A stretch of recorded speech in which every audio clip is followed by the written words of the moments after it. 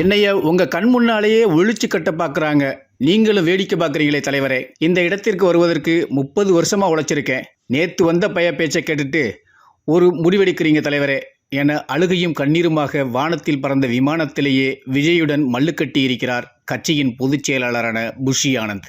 தாவேகா மிகப்பெரிய கட்சியாக உள்ளது.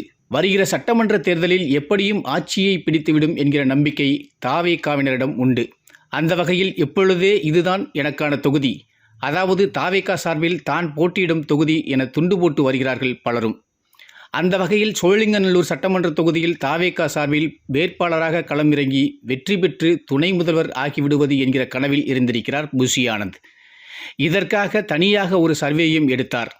அதில் திமுக தரப்பில் தற்போதைய எம்எல்ஏ அரவிந்த் ரமேஷ் பலமாக காலூன்றி மக்கள் திட்டங்களை திறம்பட மக்களுக்கு கொடுத்து வருகிறார். அவரையே ஒதுக்கிவிட்டாலும் அவருக்கு அடுத்தபடியாக அதிமுகவில் KP கந்தன் தொகுதி மக்களிடம் இணக்கமாக இருக்கிறார். அதனால் உங்களுக்கு வாய்ப்பு இல்லை என்று அந்த சர்வே வந்திருக்கிறது என கூறியுள்ளனர். அதற்கு அடுத்தபடியாக அம்பத்தூர் சட்டமன்ற தொகுதியை குறிவைத்து அந்த பகுதியில் உள்ள தாவேகா நிர்வாகி பாலமுருகனிடம் நான் இங்குதான் நிற்க உள்ளேன், உதவி செய் என பேச்சுவார்த்தை நடத்தி அதற்கான வேலைகளில் ஆயத்தமாக JCT பிரபாகருக்கு இந்த தொகுதி உங்களுக்கு என அம்பத்தூரை காண்பித்துத்தான் அவரை தாவேகாவிற்கு கொண்டு வந்தோம். நீங்களே இப்படி நடந்து கொண்டால் என்ன செய்வது என புஷி ஆனந்திடம் கேள்வி கேட்க அந்த திட்டமும் பணால் ஆனது. சரி, மயிலாப்பூர் தொகுதியாவது வாங்கி கொடுங்களேன் என்றால் அதற்கும் கட்சியின் பொருளாளர் வெங்கட்ராமன் மூலம் தடை வருகிறது. ரிஷிவந்தியம் சென்றால் என்ன செய்வீர்கள் என மூட்டை முடிச்சுகளை கட்ட இப்பொழுது அங்கு இருப்பது திமுக MLA கார்த்திகேயன். அதுபோக தொகுதியில் ஏவா வேலுவின் கையும் ஓங்கி இருக்கிறது.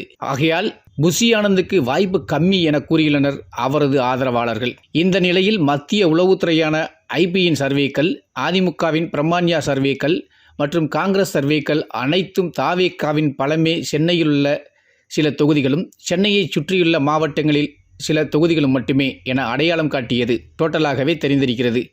புஷி ஆனந்திற்கு அதனுடைய வெளிப்பாடுதான் தஞ்சாவூர் மாநாட்டை முடித்துக்கொண்டு சென்னை திரும்பும் விமானத்தில் நடந்த கலவரம். தஞ்சாவூர் மாநாடு நிறைவுற்ற நிலையில் தனியார் விமானத்தில் சென்னை திரும்பியிருக்கிறார் விஜய். அவருடன் விஷ்ணு ரெட்டி, ஜெகதீஷ் மற்றும் புஷி ஆனந்த் உள்ளிட்டோர் இருந்துள்ளனர். எடுத்த எடுப்பிலேயே தலைவரே, ஆதவ் அர்ஜுனா பற்றி பேச வேண்டும், நேரடியாகவே கேட்கிறேன், நீங்கள் என்ன நினைக்கிறீர்கள்? உங்கள் கண் முன்னாலேயே தொகுதி பற்றி தெரிந்தும் என் தலையில் ஒழிச்சு கட்ட பார்க்குறாங்க. ஜெயிக்க முடியாத ஒரு தொகுதியை என் தலையில் கட்டிவிட பார்க்குறாங்க. நான் தோற்றால் என்னை வெளியேற்றுவது ஆதவின் முதல் திட்டமாக இருக்கும். அவர் இப்போது வந்தவர். ரசிகர் மன்றம் உருவானதற்கு முன்பிருந்தே உங்களுடன் 30 ஆண்டுகளாக பயணிக்கிறேன். என்னையே ஏமாற்ற எப்படி மனம் வந்தது உங்களுக்கு? நான் போட்டியிட்டு தோற்பதுதான் உங்களுக்கு விருப்பமா? நீங்கள் பெரம்பலூரில் நின்று வெற்றி பெற வேண்டும் என்பது அனைவரின் விருப்பம். எனக்கு அருகில் இருக்கும் வில்லிவாக்கம் தொகுதியை கொடுக்க முடியவில்லை. ஏன் ஆதவ் அர்ஜுனாவுக்குத்தான் அந்த தொகுதியா?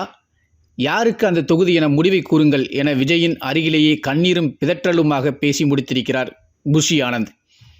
ஆனால் இது விஜய்க்கு எதிரான ஒரு வகை மோதலே என்கிறார்கள் விவரம் அறிந்தவர்கள். சென்னையில் உள்ள தொகுதிகள் அனைத்தும் சிறிதானவையே. தலைவர் பெரம்பலூரில் நிற்கும்போது அருகிலுள்ள வில்லிவாக்கத்தில் அது எதிரொலிக்காதா? எளிதாக வெற்றி பெறலாம் என்பது ஆதவ் அர்ஜுனாவின் கணிப்பு.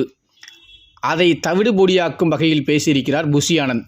வில்லிவாக்கம் தொகுதியை யாரிடம் கொடுப்பது, இந்த விஷயத்தை எப்படி டீல் செய்வது என்கிற கவலை விஜய்க்கு. ஆனால் புஷி ஆனந்தின் எண்ணம் நிறைவேறினால் ஆதவ் அர்ஜுனாவின் எதிர்காலம் கேள்விக்குறியே. விஜய்க்கு இருவரில் யார் முக்கியம் என்பது வில்லிவாக்கம் தொகுதி ஒதுக்கப்படும் போது தெரிந்துவிடும்.